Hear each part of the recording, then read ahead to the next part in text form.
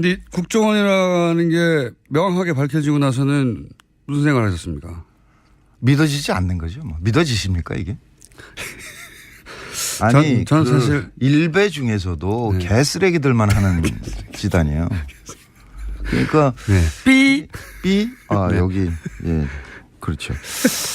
아니면 당사자 입장에서 그렇게 말할 정도로 아니 그러니까 그게 아마 해외 토픽에 지금 좀 나오지 않았을까 싶은데 그 최순실 때 라스푸틴 얘기했었잖아요. 네. 아마 그만큼 충격으로 받아들이지 않을까 그런 생각이 듭니다. 그러니까 그게 이제 뭐 일반 네티즌들이 이렇게 했다 이런 모르겠는데 그렇죠. 네. CIA가 했다. CIA가 유명 배우 둘을 합성해가지고 그거 목적은 부시 정권을 지키기 위해서 했다. 이러면은 완전 전 세계 토픽이죠. 그 일베 정권이 계속 이어지는 거 아닌가라는 생각이 들어요. MB 정권의 성격이 일베였다면 그들이 이제 그런 공작으로 정권 재창출한 거죠. 그 일베 계속 이어졌고 그다음에 지금 뭐 새누리당 비상대책위원장이니까 그 양반이 청년들에게 일베 열심히 하라 그랬잖아요. 자유한국당. 예. 네. 그러니까 그런 심성으로 지금 그 양반들이 한쪽 정치 세력을 맡고 있다는 게 참담하죠. 자, 여기까지는 공식적인 논평이었고 실제 본인이 어떤 피해를 당했는가 네. 그 사이에 왜냐하면 그거는 공작의 일환이었을 뿐 실제 생업을 쥐고 흔들었잖아요.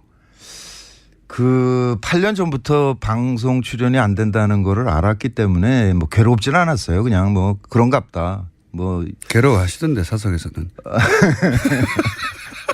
집 팔았어요. 집 있었으니까 뭐 먹고 사는데 문제 없는 거고. 네, 집을 팔아서. 네. 네. 근데 웃으면서 이제 얘기하지만 집을 집 팔았어 그러시다고. 저 그 단독주택 멀쩡하고 갖고 있었거든요. 지금 오피스텔로 옮겼으니까 뭐 충분하고요. 근데 저는 괜찮은데 그 저 때문에 딴 사람들이 피해받는 게 힘든 거죠. 그러니까 참여정부 때 제가 영화나 뭐 드라마나 뭐 이런 거 출연을 좀 했었는데 모든 회사가 세무조사를 받았으니까요. 아, 출연했던. 제가 출연했으면 이제 출연료를 줬을 거 아니에요. 그러니까 제 통장에 돈을 보낸 사람 회사는 모두 다 세무조사를 하더라고요. 그러니까 그 양반들한테 정말 미안하잖아요. 아, 참네. 네. 저도 사실 겪은 게 있기 때문에 저 이해가 가는 게 네. 뭐 예를 들어서 티셔츠를 저희가 팔았어요. 회사에서. 아무것도 아니거든요. 네. 정말 영세한 업체예요. 조그마한. 거기도 세무조사를 했었으니까 뭐 문성근 씨를 출연시키고 출연료를 입금했던 모든 회사가 다 세무조사를 했다. 했죠. 근데 그거 잘 모르고 초반에는 그러니까 뭐 8년 전, 9년 전에, 10년 전에는 초기니까 잘 모를 수 있잖아요. 그래서 그때 섭외돼서 출연했는데 나중에 예를 들어서 방송국에서 난리가 나가지고 그런 적도 있지 않습니까? 그 CJ가 갖고 있는 케이블 회사인데 OCN이라고 그래서 이제 처용이라는 드라마를 10부작이었어요. 계약을 하고 4부까지 찍었는데 그다음부터 출연이 없더라고요. 근데 나중에 보니까 그 연출이 임찬익이라는 친구였는데 그 친구가 4부까지 찍고 일부를 편집해서 이렇게 제출했더니 저를 통으로 편집하라 그러더래요. 인물을 빼버리라고. 그러니까 인물을 빼면 스토리가 완결이 될 수가 없는 거예요. 근데 빼라 그러니까 이 친구가 4부까지 찍었는데 그건 어떻게 그러면? 그러니까 4부까지 찍은 거 몽땅 다 빼버린 거죠. 근데 그러니까 이 연출이 그렇게 못한다 나는. 스토리가 안 맞는다 이게. 네. 그러고 버텼어요. 걔도 잘렸죠. 근데 그 친구에 대해서 진짜 그 저는 기가 막힌 게 신인이고 그 연출이라는 사람들은 연출하고 있는 동안에만 수입이 발생하거든요. 그러니까 나중에 저한테 와서 저 선배님 이렇게 됐는데 정말 어쩔 수 없이 뺐습니다라고 얘기를 해도 나는 양해를 했을 거예요. 그 친구를. 네. 그 감독을. 네. 네. 근데 수입도 없는 자가 그걸 덜푸덕 거절하고선 잘리더라고요. 그래서 설마 계약이 됐고 이미 사편까지 찍었는데 감독까지 교체하겠나 싶었겠죠. 그리고 또 한 번은 미안했겠죠. 당연히. 네, 그 친구는 저에 대한 의리를 지킨 건데 본인이 날아갔군요. 참 묘한 게 그 이후에 보면 CJ가 그걸 통편집해서 그 이제 한 다음에 그때부터 지금까지 저한테 단 한 번도 양해의 말을 한 적이 없어요. 아, 미안했다. 그때 어쩔 수 없었다라든가 아니면 누구 한 사람을 보내서 이렇게. 그러니까 그 일이 벌어졌을 때 이걸 문제 삼으려면 문제 삼을 수 있었을 거 아니에요. 뭐 팟캐스트도 많고 그러니까 제가 나가서 얘기를 하면 되는데 사실은 CJ가 뭐 회장도 구속돼 있고 몸도 아프다고 그러고 그래서 사정이 그렇겠지 뭐 저도 맨날 당하던 일이니까 그냥 양해하고 이제 문제 삼지 거기는 않고. 재벌이고요. 아니 그래서 양해하고 넘어갔는데 누가 누구를 챙겨줄 이 사람들이 아닙니다. 아직도 얘기가 없는 거예요. 아직도. 예. 야 이게 뭐 일종의 또 다른 갑질이죠. 네. 자기 고통은 자기 고통이고 자기가 남에게 준 고통은 아무런 관심이 없는 거니까. 그리고 인정해야 되니까 그때 그랬다는 걸. 그럴 수는 있는데 그래도 이건 뭐 비공식입니다 그러면서 술자리에서 조용히 얘기를 할 수 있을 거 아니에요. 충분히. 그렇다고 이제 문정은 씨가 그거를 공개하고 폭로할 분이 아닌데 왜냐하면 이 얘기도 지금 처음 하시는 거 아니에요. 사실은. 그렇죠. 네. 그런 일을 겪었음에도 불구하고. 근데 지금도 이제 이 방송을 들으신 CJ 관계자 여러분은 공식적으로는 아니어도 소주 한잔 하시면서 푸시면 좋겠고. 본인이 직접 그렇게 해서 입은 직접적인 피해만 따지더라도 수익이 당연히 급감하지 않았나요? 그 소득 신고를 못한 해가 많죠. 그렇기 때문에 집을 팔아버렸고. 넉넉해요. 괜찮아요. 근데 이제 제 경우는 그 사실은 이제 유신 때부터 이어진 일이고 넉넉한데 요즘 왜 밥을 안 사십니까? 이렇게. 지금 이제 출연하고 그러니까 밥 사야죠. 그 고기 먹읍시다. 최근 몇 년간 지금 밥을 안 사시더라고요. 근데 저는 괜찮은데 물어보면 집 팔았다 그러고 계속. 늦봄 문익환학교라고 있어요. 그 대안학교인데 네. 전남 강진에 있는데 그걸 동아일보가 한번 무슨 종북학교 이런 식으로 그런 취지로 뭐 엄청나게 큰 지면으로 씹었어요. 근데 그거가 소송에서 이제 늦봄학교가 이겼는데 이기면 뭐합니까? 이미 전파된 건 전파된 거고 그래서 지금도 그 학교가 충격을 못 벗어나고 있어요. 그러니까 학생 수도 줄어들고 있고 그다음에 대안학교 경우에는 잘 아시겠지만 그 선생님들이 그냥 헌신하는 거거든요. 거의 최저생계비 수준에 받고 버티고 있는데 그분들이 이렇게 알아눕지를 못해요. 애들 때문에. 그냥 이 화를 지금도 만나면 그 얘기를 하는데 씨를 말리는 씨를 완전히. 그런 거죠. 주변 뭐 본인은 당연하고 그리고 본인에게 그런 뭐 출연료를 줬던 사람도 당연하고 주변 그러니까, 완전히 씨를 말리는 거죠. 그러니까 이미지를 더 씌워서 하는 게 효과적이라는 거를 뭐 대중심리학적으로 분석을 한 거겠죠. 그러니까 그 사진 조작이나 이런 것도 이게 말이 안 되는 짓이긴 하지만 그것을 본 사람들에게 이게 잔상으로 남아서 무의식에 이렇게 침투하는 작전이었을 것이다 이렇게 생각이 되고. 국정원이 무슨 심심해서 만들었을 리도 없고. 그렇죠. 다 계산이 된 거죠. 논두렁 시계라는 말도 심리학자를 동원했다고 하니까. 그랬죠. 그랬다는 걸 보면 대중 이미지가 굉장히 중요한 배우들을 어떻게 다시는 복귀하지 못하게 만들까. 명계남 씨가 복귀가 참 쉽지 않은 게 그 양반 경우에 바다 이야기가 좀 전 국민이 다 아는 것 같아요. 그러니까 그때 지금 되돌아보면 그 한나라당 의원이 그 국회에서 면책특권으로 그걸 발언을 했거든요. 요약하면 명계남 씨가 바다 이야기 소위 이제 도박 거기서 뒷돈을 받아가지고 그 돈으로 문성근 정치에 진출하라고 뒷돈을 정치 자금이 그거다 이렇게 뭐 정권 재창출을 위한 자금을 마련했다 이런 거예요. 전체적으로는. 그렇죠. 그래서 이제 그 중에 저도 뭐 수백억을 했다는 얘기가 있었는데 그게 그러니까 그 명계남 씨 얘기는 스위스 은행 비밀번호를 까먹었다 그러더라고요. 그 친구는 임플란트 할 돈도 없거든요. 그러니까 이거는 풀어줘야 돼요. 그래서 검찰에 출두하면 그거는 꼭 물어보려고 그럽니다. 근데 아마 자료가 너무 많아서 지금 못 찾을지도 모른다라는 생각도 들고요. 그게 이제 그러니까 탄핵 국면으로 들어가면서 파기를 시작을 했을 거 아니에요. 근데 그 옛날 건 안 했을지도 모른다. MB 정권 시절 거는. 그 흔적이 좀 남아서 지금 나오고 있는 건데. 네, 그런 거죠. 네. 그래서 이제 문정근 씨가 그럼 10년간 뭐 했냐? 좀 등산했어요. 그래서 제가 종아리가 굉장히 단단하고요. 평상시에 어디 뭐 하시냐고. 산이에요, 산. 피톤치드가 너무 풍부해. 막 이러면서. 산에 항상 가 계셨고. 예. 네. 평상시복이 항상 등산복이었습니다. 그래서. 예. 부르는 사람이 없기 때문에 부르지 않는 산으로 가는 거예요. 산에 많이 가셨고. 그 시절 얘기하자면 문화부 장관을 지냈던 네. 이창동 감독님의 이야기도 하지 않을 수가 없습니다. 그분도 물론 그분이 영화를 더디게 만드는 스타일이기도 한데 네네. 영화를 만들기 위해서 지원 요청을 한 적이 있잖아요. 네, 그때 그 시라는 영화죠. 그거는 특히 이제 영화진흥위원회는 그 해외 유명 영화제에서 수상한 사람들에게는 조금 더 지원을 하는 게 있습니다. 네, 그렇겠죠, 당연히. 예, 뭐 네. 마스터스 뭐 그런 식으로 해가지고. 근데 그때 임권택 감독하고 이창동 감독이 냈는데 두 명을 뽑기로 돼 있었거든요. 둘을 했는데 되니까 이제 또 다시 뭐 심사를 했다든가 그래요. 네, 그래서 당연히 되겠죠. 당연히 됐는데. 시나리오를 빵점을 줬죠. 근데 그 작품이 깐느에서 저 시나리오상을 받았어요.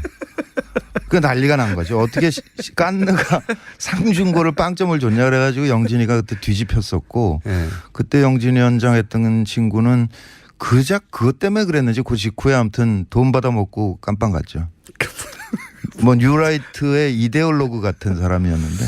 그러니까 이창동 감독의 시나리오는 사실 얘기가 그전부터 많았습니다. 시나리오 너무 좋다고. 기가 막히죠. 예, 너무 좋다고. 뭐 실제 그게 입증돼서 깐내서 시나리오상도 받았는데 이제 이창동 감독을 지원을 하지 않을 명분을 찾아야 되는데 못 찾겠으니까 점수를 매길 때 시나리오를 빵점을 줘가지고. 예. 그때는 이제 그게 블랙리스트였는지 몰랐던 거고. 몰랐죠. 뭐 그냥 마음으로는 알고 있었죠. 그러니까 네.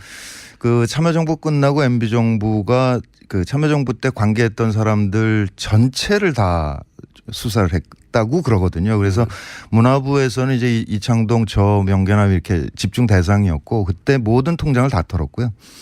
그런데 그 시가 떨어지는 거 보면서 심하게 압박을 하는구나. 그거를 느꼈죠. 근데 장관은 워낙 이런 사안에 대해서 말을 안 하시는 분이라 누구한테 가서 하소연을 하거나. 네, 안 하죠. 예, 안 해서 그냥 아주 크게 불거진다기보다는 대중들은 그런 일 있었구나 하고 정도 넘어갔는데 네. 영화계에서는 뭐 말도 안 된다고. 근데 지금 이제 블랙리스트 때문에 그 피해 사례도 사실 연기자나 진행자들 중심으로 나오지 감독들은 잘 안 나오는데 감독들 경우에 거절하면서 그 뭐 시나리오가 좀 부족합니다 이래 버리거든요. 그러니까 할 말이 없어요. 네, 그러니까 할 말이 없어지는 거죠. 거기다가 이제 그 모태 펀드라는 거 있잖아요. 예. 그거를 산자부 쪽에 있던 거를 영화 쪽에 끌고 들어온 게 접니다. 제가 영진이 부위원장을 한 100일 한 적이 있거든요. 그러니까 모태 펀드라는 건 정부나 정부 산하기관이 10% 정도의 돈을 넣으면 민간이 90%를 넣어서 그렇죠. 펀드를 조성해요. 일종의 공적 문화자금이죠. 네. 네. 그러면 이제 그 투자한 사람들이 한 명 간사를 보내서 투자 심사 회의를 운영하거든요. 근데 정부 측 10%에 대해서는 우리 때는 그 발언을 안 했어요. 파송을 안 했어요. 그 회의에. 아예. 아예. 정부 입김이 갈까봐. 네. 그러니까 아예 안 했는데. 문학에서 알아서 판단하라고. 그렇죠. 그랬는데 그 정권이 바뀌면서 파송을 시작한 거죠. 그래서 이를테면 그 영화에 송강호가 들어가 있다 그러면 송강호 러닝 개런티가 이렇게 많아. 그냥 그 한마디를 하는 거예요. 그 사람이. 그럼 눈치를 딱 채는 거죠. 딴 사람들은 원하지 않는구나. 네. 그거 빼버리는 거죠. 송강호 씨 정도 되는 그런 레벨의 배우들도 그런 불이익을 알게 모르게 당했습니까? 변호인 이후에 그 친구 한 2년 당했죠. 근데 그 친구는 워낙에 이제 그 티켓 파워가 크니까 네. CJ가 안 하면 네. 워너가 하는 거죠. 네. 그 워너 브라더스가 투자하고 뭐 봉준호는 넷플릭스랑 했잖아요. 그러니까 일종의 국부 유출이죠. 그러니까 우리가 생산을 해야 되는데 우리가 생산을 거절해 버리니까 그 컨텐츠가 외국 자본가로 넘어가게 되는 거죠. 가장 최고 수준의 배우나 감독들도 그랬으니까 문성근 씨를 날리는 건 어렵지 않았겠죠. 네, 뭐 간단한 문제죠. 그냥 전화 한 통이거나 뭐. 헐리우드에서 픽업할 배우는 또 아니었지 않습니까? 그러니까 제가 한창 활동할 때는 연락 왔었어요. 제가 그러니까 영어를 외우면 이렇게 할 수는 있을 것 같은 사람으로 보였나 봐요. 그래서 몇 번 제안이 온 적은 있습니다. 아이고 제가 그래도. 맞아요. 10년 전에는 네. 그 10년이면 그런 생각 안 하세요? 아, 요번 드라마 보니까 네. 그렇게 자글자글해요. 그래서 어디 댓글을 보니까 문성근 씨는 연기는 뭐 참을만 한데 너무 쭈글쭈글하다 이게. 아니 그 10년을 빼앗긴 게 억울하지 않으세요? 배우로서 그냥 뭐 배우로서는 생활인이 아니라 배우로서. 배우로서는 조금 아쉬운 점은 있을 수 있으나 이게 역사라는 게 시간이라는 게 흐르는 거고 역사적인 이 시점에 저는 저 나름대로 등산을 하셨죠. 기여하려고 노력을 했잖아요. 그러니까 네. 그것을 영광으로 생각하죠. 네, 그 역사를 등산과 함께 보내시고. 자, 그런데 이게 이제 그런 피해, 뭐 지금 뭐 말을 기억나는 대표적인 것만 하셨는데 네. 그런 세월 동안 실제적으로 피해를 입었고 그리고 본인뿐만 아니라 그런 피해를 입은 사람들의 명단도 나왔고 아마 그 명단 이 또 다른 명단이 있겠죠. 뭐 1차 명단이죠. 그러니까 대한민국에서 80명만 했을 리가 없지 않습니까? 그렇죠. 김어준도 없던데요. 저는 대신 소송을 많이 당했잖아요. 그런데 그 분들이 네. 그렇게 사실 정부 국가에 당한 것이고 그리고 경제적으로도 손실을 입었고 한 사람의 인간으로 그 자연인으로 생활도 잃었고 그리고 배우로서의 직업적인 전망도 잃었고 너무 많은 걸 잃었지 않습니까? 네. 그리고 그게 국가의 부당한 폭력이었기 때문에 이제 소송을 하겠다고 선언하셨잖아요. 네. 실제. 그럼 민형사상 소송을 다 하실 생각이세요? 네, 다 해야죠. 사실 박근혜 블랙리스트 보면 문화부까지 내려간 거는 확인이 된 상태잖아요. 특히 이제 문화부 직원들은 자기 장관 날아가고 뭐 국장 날아가고 그러니까 열받아가지고 그 차징을 하고 있었던 거고 네, 그 덕분에 지금 이제 김기춘 씨랑 깜빵을 간 문화부 건데. 장관들이 큰 역할을 했죠. 그렇죠. 드러나는데. 그런데 지금 MB 블랙리스트는 국정원에서 만들어졌다는 사실만 수사 의뢰가 된 거거든요. 근데 그 이후에 그게 어떻게 실행됐느냐를 따져봐야 될 거 아니에요. 하나는 문화부를 통해서 영진이로 뭐 번역원에 우리 뭐 이럴 때면 황석영 선배 이런 거는 번역 지원을 안 했거든요. 그런 식으로. 네, 그런 식으로. 꼼꼼하게 했어요. 아주. 예, 그 내려간 게 있고 또 하나는 KBS, MBC 같은 공영 방송이 있고요. 출연 못하게 하고. 또 한쪽에는 SBS나 뭐 CJ나 이런 그 민영 방송들이 있는 거잖아요. 그리고 영화에는 투자사가 있고 제작사가 있고 각각으로 다 압박이 내려갔는데 지금은 맨 위에 상층부에 만들어졌다는 사실만 수사가 되고 있는 거죠. 그러니까 이게 방송사의 대개 본부장이나 사장한테 직접 하거나 본부장한테 하거든요. 그러면 사장이 본부장에게, 본부장이 CP에게, CP가 PD에게.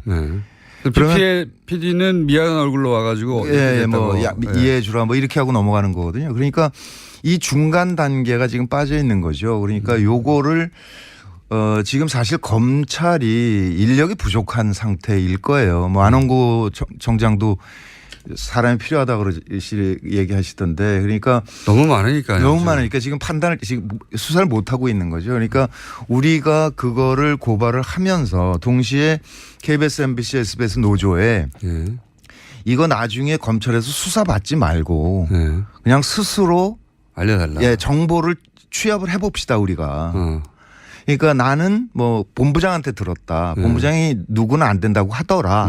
그런 거 조각조각을 모으면 전체 그림이 만들어지지 않겠냐. 그렇겠네요.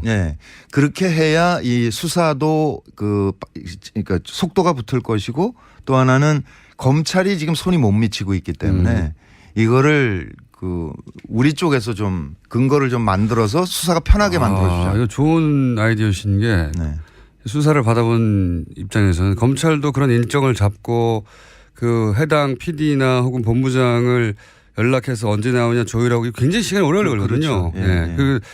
그분들도 다 이제 생활하고 있기 때문에 그거를 미리 지금 마침 또 KBS, MBC 양대 방송국의 노조들이 파업을 하고 있기 때문에 직접 현장에 가서도 그런 얘기를 하시고 이 방송을 들으신 분들도 아예 그냥 일종의 민간 태스크포스처럼 만들어서 서로 정보를 공유하고 해서 하면 일이 좀 간단해지고 빨라지겠네요. 정보도 많이 모이고. 네, 지금은 일단 민변에 김영민 변호사가 붙었고요. 그다음에 최동욱 변호사께서 변호사라고 그러니까 되게 이상하네. 전 검찰총장. 예. 근데 저는 역사 바로쓰기 차원에서 그분이 검찰총장 하는 게 맞았지 않습니까? 갑자기 또 정연주 선생이 KBS 사장으로 복귀하는 게 맞지 않습니까?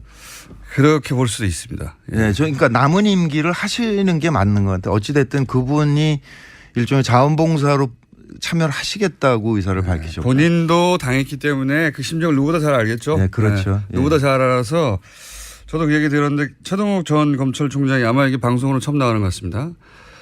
검찰총장이 이 블랙리스트의 피해를 입은 뭐 연기자, 배우자, 문화예술인들의 소송을 무료로 변론해 주시겠다고. 네, 그랬습니다. 연락이 왔어요. 네.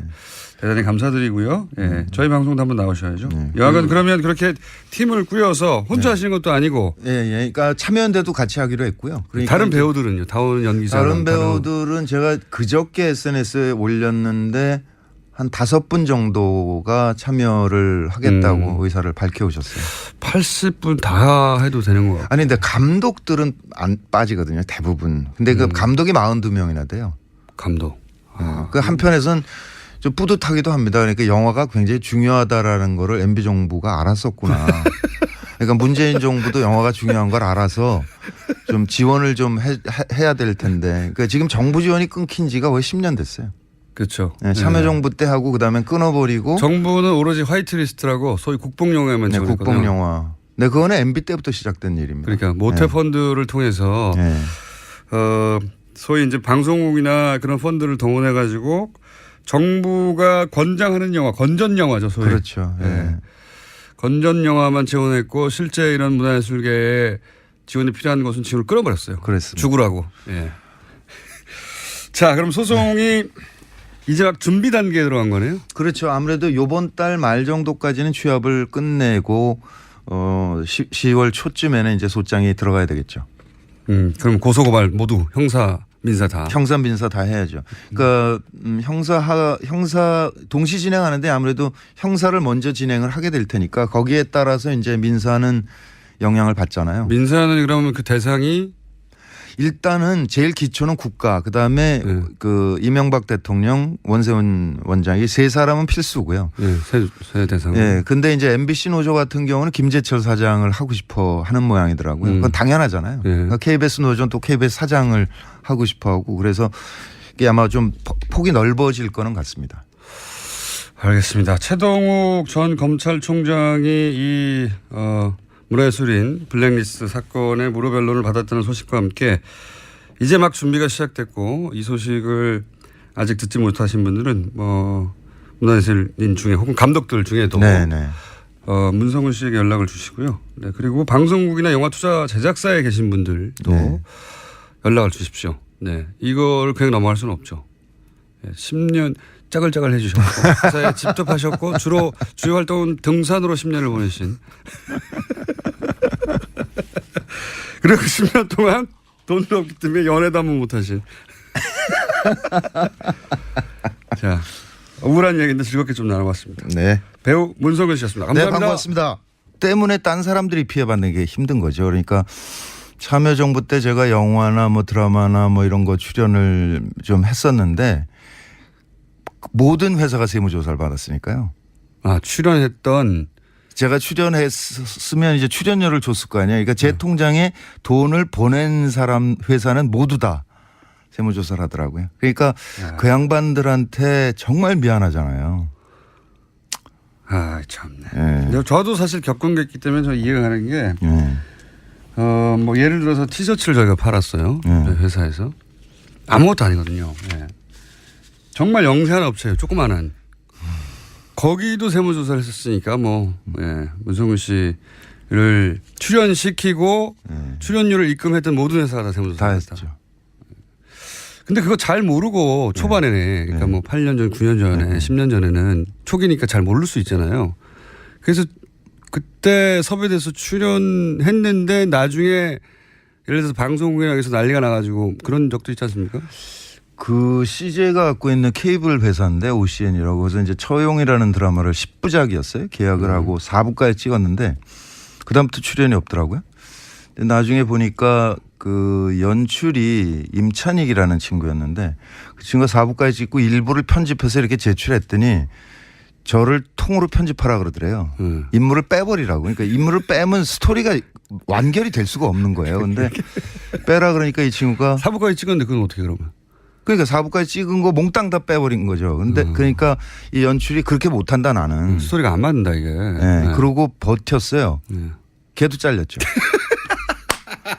근데 그 친구에 대해서 진짜 그 저는 기가 막힌 게 신인이고 그 연출이라는 사람들은 연출하고 있는 동안에만 수입이 발생하거든요. 그러니까 나중에 저한테 와서 저 선배님 이렇게 됐는데 정말 어쩔 수 없이 뺐습니다라고 얘기를 해도 나는 양해를 했을 거예요. 그 친구를. 네.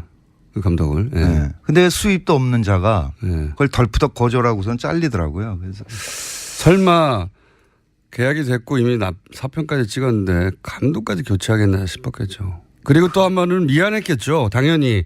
네, 그 친구는 저에 대한 의리를 지킨 건데 네. 본인이 날아갔군요. 참 묘한 게 그 이후에 보면 CJ가 그걸 통편집해서 그 이제 한 다음에 그때부터 지금까지 저한테 단 한 번도 양해의 말을 한 적이 없어요. 아, 미안했다. 그때 어쩔 수 없었다든가 아니면 누구 한 사람을 보내서 이렇게.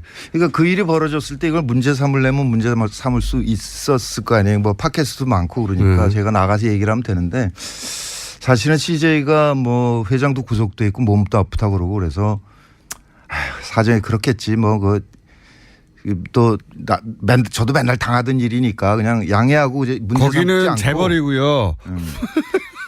아니 그래서 양해하고 넘어갔는데 누가 누구를 챙겨줄 이 사람들이 아닙니다. 아직도 얘기가 없는 거예요. 아직도. 예. 야 이게 뭐 일종의 또 다른 갑질이죠. 네. 자기 고통은 자기 고통이고 자기가 남에게 준 고통은 아무런 관심이 없는 거니까.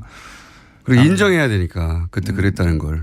그럴 수는 있는데 그래도 이건 뭐 비공식입니다 그러면서 술자리에서 조용히 얘기를 할 수 있을 거 아니에요. 충분히. 그렇다고 이제 문정은 씨가 그거를 공개하고 폭로할 분이 아닌데 왜냐하면 이 얘기도 지금 처음 하시는 거 아니에요. 사실은. 그렇죠. 네.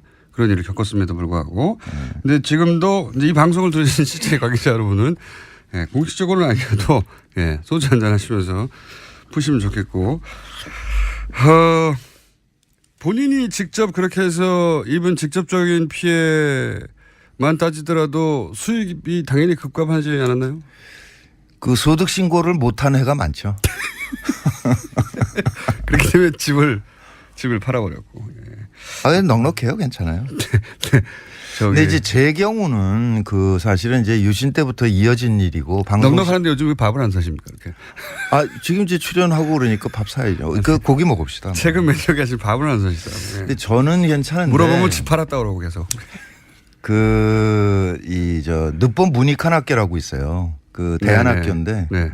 전남 강진에 있는데 그걸 동아일보가 한번 무슨 종북학교 이런 식으로 그런 취지로 뭐 엄청나게 큰 지면으로 씹었어요. 근데 그거가 소송해서 이제 늦봄학교가 이겼는데 이기면 뭐 합니까? 이미 전파된 건 전파된 거고 그래서 지금도 그 학교가 충격을 못 벗어나고 있어요. 그러니까 학생 수도 줄어들고 있고 그다음에 대안학교 경우에는 잘 아시겠지만 그 선생님들이 그냥 헌신하는 거거든요. 거의 최저생계비 수준에 받고 버티고 있는데 그분들이 이렇게 알아눕지를 못해요. 애들 때문에.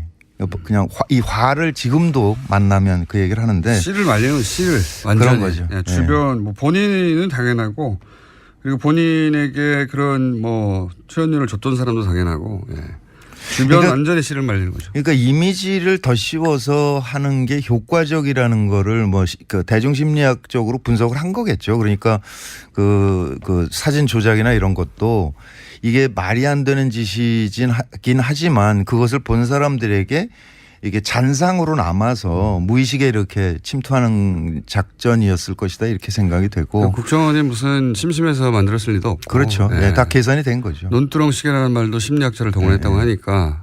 그랬죠. 그랬다는 걸 보면 대중 이미지가 굉장히 중요한 배우들을 어떻게 다시는 복귀하지 못하게 만들까. 명계남 씨가 복귀가 참 쉽지 않은 게 그 양반 경우에 바다 이야기가 좀 전 국민이 다 아는 것 같아요. 그러니까 그때 지금 되돌아보면 그 한나라당 의원이 그 국회에서 면책특권으로 그걸 발언을 했거든요. 요약하면 명계남 씨가 바다 이야기, 소위 이제 도박, 거기서 뒷돈을 받아가지고 그 돈으로 문성근 정치에 진출하라고 뒷돈을 정치 자금이 그거다 이렇게 뭐 정권 재창출을 위한 자금을 마련했다 이런 거였죠. 네, 전체적으로는. 그렇죠. 그래서 이제 그 중에 저도 뭐 수백억을 했다는 얘기가 수백억. 있었는데 그게 그러니까 그 명계남 씨 얘기는 저 스위스 은행 비밀번호를 까먹었다 그러더라고요. 그 친구는 임플란트 할 돈도 없거든요. 그러니까 이거는 풀어줘야 돼요. 그래서 검찰에 출두하면 그거는 꼭 물어보려고 그럽니다. 근데 아마 저 자료가 너무 많아서 지금 못 찾을지도 모른다라는 생각도 들고요. 그게 이제 정권, 그러니까 저 탄핵 국면으로 들어가면서 파기를 시작을 했을 거 아니에요. 근데 그 옛날 건 안 했을지도 모른다. MB 정권 시절 거는. 그 흔적이 좀 남아서 지금 나오고 있는 건데. 네, 그런 거죠. 네. 그래서 이제 문정근 씨가 그럼 10년간 뭐 했냐? 주로 등산했어요. 그래서 제가 종아리가 굉장히 단단하고요. 평상시에 어디 뭐 하시냐고 산이에요, 산. 피톤치드가 너무 풍부해. 산에 항상 가 계셨고, 예. 네. 평상시복이 항상 등산복이었습니다. 그래서 예. 부르는 사람이 없기 때문에 부르지 않는 산으로 가는 거예요. 산에 많이 가셨고, 그 시절 얘기하자면 문화부 장관을 지냈던 네. 이창동 감독님의 이야기도 하지 않을 수가 없습니다. 그분도 물론 그분이 영화를 더디게 만드는 스타일이기도 한데 영화를 만들기 위해서 지원 요청을 한 적이 있잖아요. 네, 그때 그 시라는 영화죠. 그거는 특히 이제 영화진흥위원회는 그 해외 유명 영화제에서 수상한 사람들에게는 조금 더 지원을 하는 게 있습니다. 네, 그렇겠죠, 당연히. 예, 뭐 마스터스 뭐 그런 식으로 해가지고. 근데 그때 임권택 감독하고 이창동 감독이 냈는데 두 명을 뽑기로 돼 있었거든요. 둘을 했는데 되니까 이제 또 다시 뭐 심사를 했다든가 그래요. 네, 그래서 당연히 되겠죠. 당연히 됐는데. 시나리오를 빵점을 줬죠. 근데 국정원이라는 게 명확하게 밝혀지고 나서는 무슨 생각을 하셨습니까? 믿어지지 않는 거죠. 뭐. 믿어지십니까 이게? 아니 저는 사실 일베 중에서도 네. 개쓰레기들만 하는 집단이에요. 그러니까 삐 네. 여기 예 그렇죠. 아니면 당사자 입장에서 그렇게 말할 정도로 아니 그러니까 그게 아마 해외 토픽에 지금 좀 나오지 않았을까 싶은데 그 최순실 때 라스푸틴 얘기했었잖아요. 네. 아마 그만큼 충격으로 받아들이지 않을까 그런 생각이 듭니다. 그러니까 그게 이제 뭐 일반 네티즌들이 이렇게 했다 이런 모르겠는데 그렇죠. 네. CIA가 했다.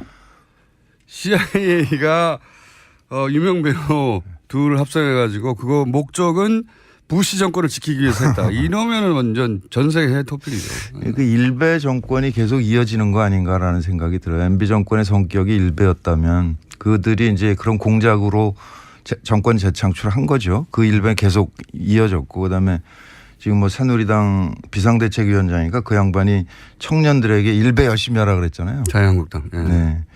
그러니까 그런 심성으로 지금 그 양반들이 한쪽 정치 세력을 맡고 있다는 게 참담하죠. 자, 여기까지는 공식적인 논평이었고 실제 본인이 어떤 피해를 당했는가 그 사이에 왜냐하면 그거는 공작의 일환이었을 뿐 실제 생업을 지고 흔들었잖아요.